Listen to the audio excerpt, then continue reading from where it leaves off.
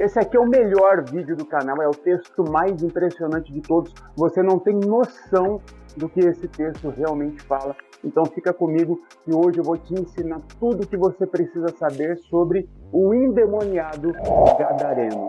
Oi, tudo bem? Eu sou o pastor Berloff e eu estou aqui para te ajudar a entender melhor sobre a vida de Jesus, sobre as histórias que permeiam a vida de Jesus. E a história de hoje é a mais sensacional de todas, é a mais impressionante, porque de fato você não tem noção do que fizeram com essa história. Vou refrescar sua memória sobre o que o texto fala e depois eu vou te explicar tudinho, beleza? O texto diz que Jesus chega a uma região chamada Gadara, tá? E lá ele tem um homem. Na verdade, aqui já tem uma confusão, porque Mateus diz que são dois homens, enquanto o Evangelho de Marcos diz que é apenas um homem. E por que essa confusão? Bom, você sabe, né, que os evangelhos e nenhum texto da Bíblia foi escrito como um gênero literário jornalístico. Ou seja, ninguém que estava escrevendo naquela época, com todas as dificuldades, estava escrevendo com essa ideia jornalística de te mostrar o que, quando, porquê, com pauta, redação, tudo certinho. Isso é algo bem recente na nossa história. Nesse ponto, eu acho que você precisa entender um pouco como foi construído os evangelhos. Claro que eu não posso explicar tudo aqui nesse vídeo, aliás, comenta para mim que eu posso trazer aqui um vídeo sobre isso, mas na verdade, no final desse vídeo, eu quero te dar uma dica ainda melhor para quem quer entender sobre a construção da Bíblia, a construção do cânon bíblico. Mas de forma muito resumida, o Evangelho de Marcos, por exemplo, ele não foi escrito assim como uma redação direta. O Marcos não sentou e escreveu um livro, uma biografia, o Evangelho completo. Os textos do Evangelho de Marcos foi sido construído ao longo de muito tempo e depois, lá no final, ele foi compilado. Ou seja, foram vários textos soltos, como notas semanais que rodavam no meio do povo. E depois, no final, ele foi compilado tudo no Evangelho que nós conhecemos como o Evangelho de Marcos. Tudo isso para te explicar que no Evangelho de Marcos, por exemplo, não contém apenas um gênero literário. Ali a gente pode encontrar parábolas, contos, uma poesia, a gente pode encontrar um relato fidedigno, vários tipos de gêneros.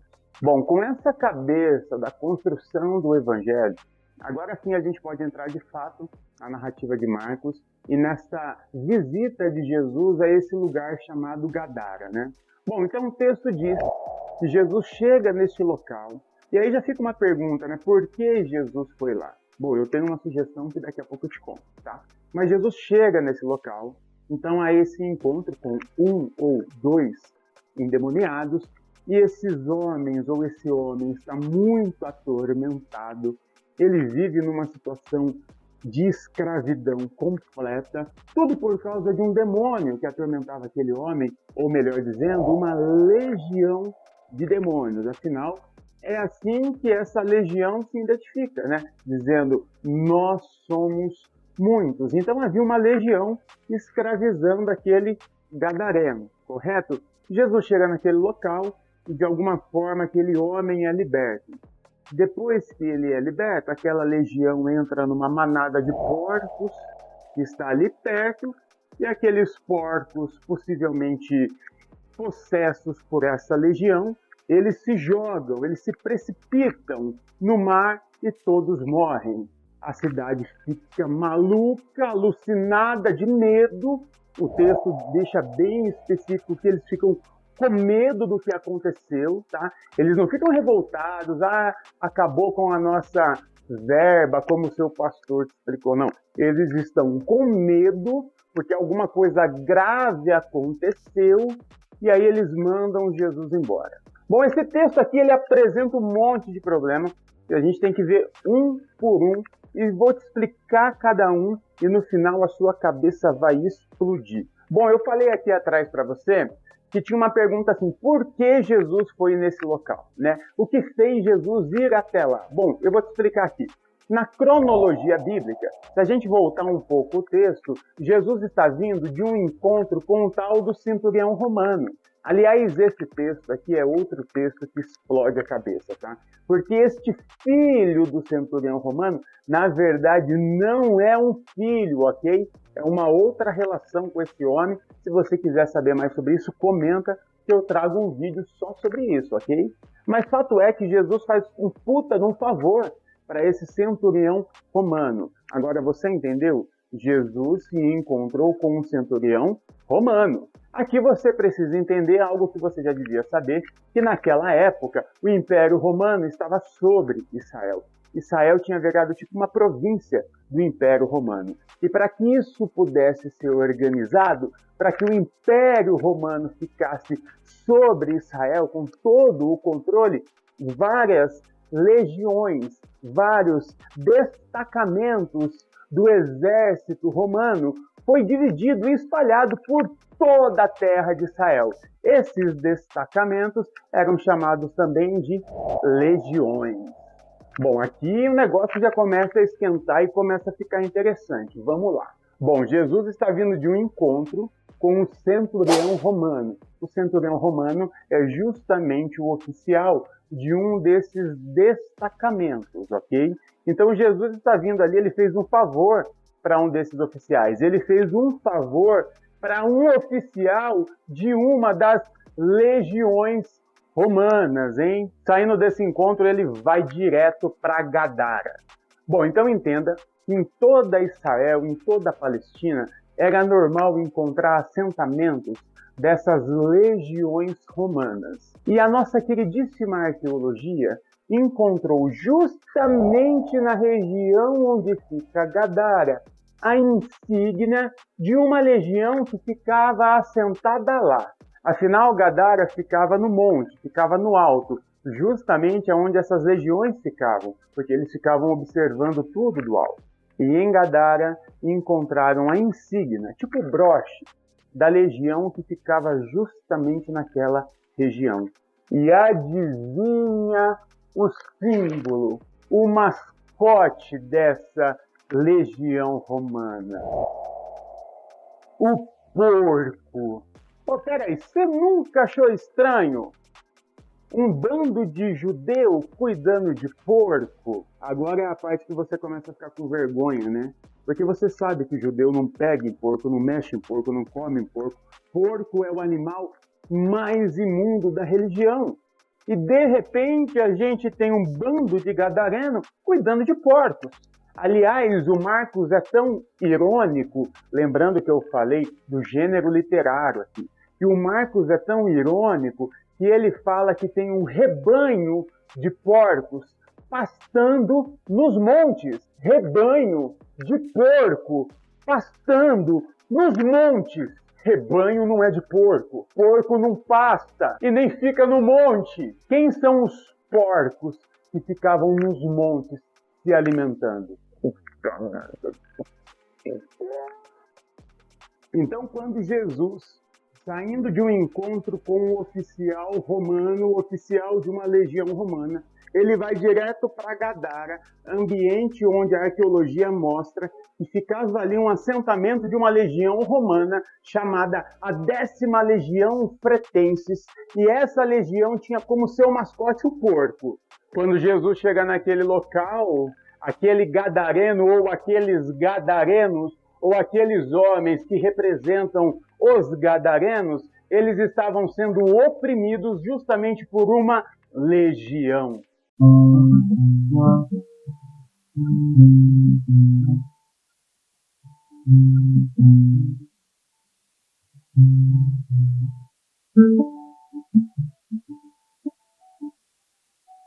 De nada, de nada, de nada, de nada. Não precisa agradecer, tá? Não precisa me agradecer por trazer luz para você, por mostrar para você esse texto dessa forma, coisa que você não fazia ideia. Estava escrito aí, né?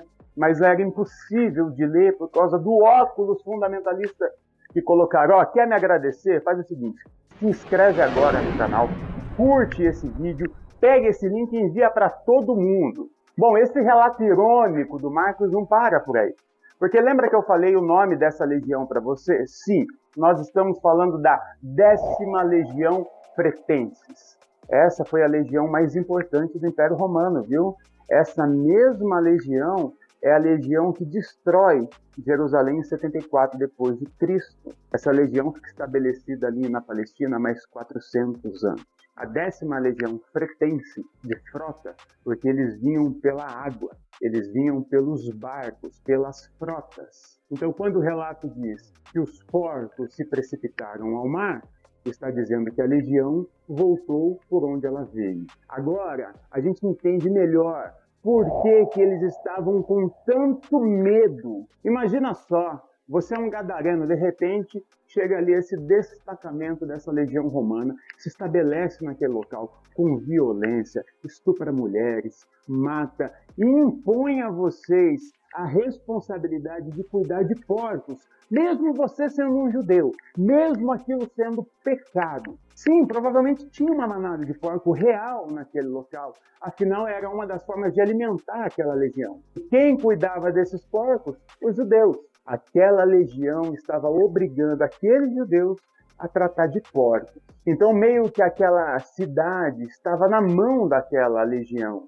E se algo aconteceu naquele local, que aquela legião teve que ir embora obrigado, óbvio que o medo ficou estabelecido. Agora eu me pergunto também, o que fez a legião ir embora? Não é possível que Jesus e meia dúzia de maluco lá com pau e pedra conseguiriam enfrentar uma legião que teria mais ou menos aí uns 5.000 soldados. Bom, essa resposta nós não temos, mas eu tenho uma sugestão que eu quero compartilhar com você. O que fez Jesus ir para Gadara?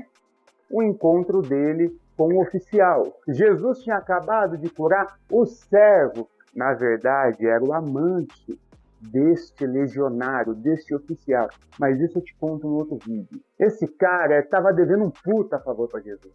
E é provavelmente esse cara que, além de dar informações para Jesus sobre o que estava acontecendo em Gadara, ele deu a Jesus o poder de dispersar aquela legião. Jesus pode ter chegado lá em Gadara com uma carta, por exemplo, desse oficial mandando a legião vazar. Ou quem sabe com um garoto de recado desse oficial. Ou quem sabe com o próprio oficial que devia agora um favor.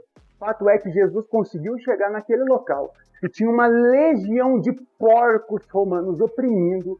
Jesus dispersou essa legião, os porcos voltaram ao mar e o Marcos relata tudo isso para nós dessa forma irônica, né? Agora tudo fez sentido na sua cabeça, não é verdade? É bem melhor a gente chegar num texto desse com um pouquinho mais de inteligência, com um pouquinho mais de sabedoria sobre o contexto e poder fazer uma leitura bacana, né? Eu falei que eu tinha uma dica no final e eis aqui. Nós estamos abrindo agora, na nossa Escola Brasileira de Teologia, um curso sobre a construção do cânon bíblico. Esse é um curso expresso, tipo um aulão, que você vai aprender como a Bíblia foi construída. Na verdade, a gente dividiu em duas partes, Novo Testamento e Antigo Testamento, né? E a primeira turma do Novo Testamento já está aberto. Link na descrição, hein? Aproveita e vai lá, conhece a Escola Brasileira de Teologia, a escola onde eu dou aula. Siga o meu Instagram para conteúdos diários, né? Conheça a nossa igreja, a Igreja da Garagem, a primeira igreja online do Brasil, que você pode participar. E não deixe de se inscrever nesse canal, curtir, comentar, ativar o sininho, copie o link e manda em todos os grupos de WhatsApp que você tá, viu? Manda no grupo do WhatsApp da igreja, que é a melhor coisa. A legião lá começa na hora.